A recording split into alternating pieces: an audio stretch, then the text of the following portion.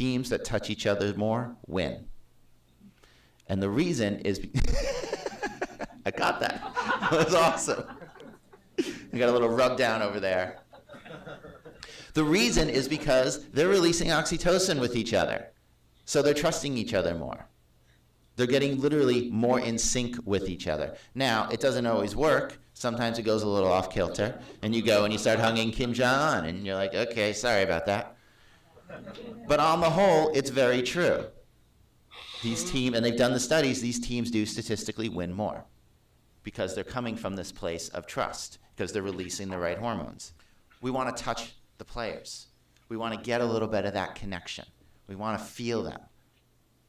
And bing, up goes the oxytocin.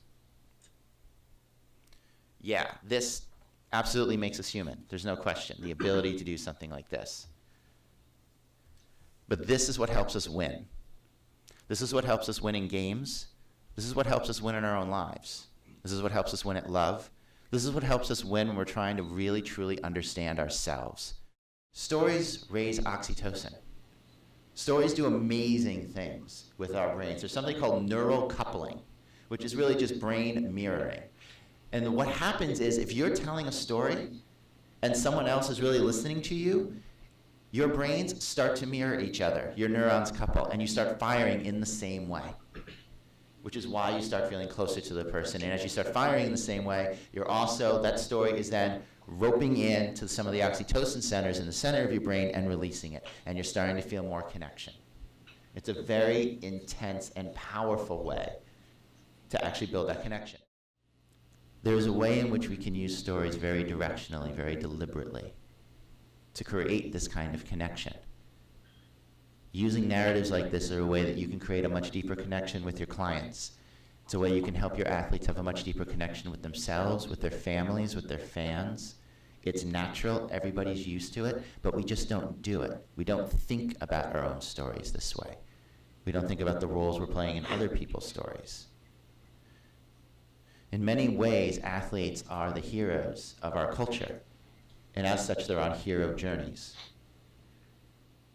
And so one of the questions is, who are you in that narrative for them? Do they know who you are in that narrative for them? Do you know who you are? Because if they're heroes, they need guides. Are you a wise wizard? Right? Are you Obi-Wan Kenobi to them? Gandalf? Morpheus?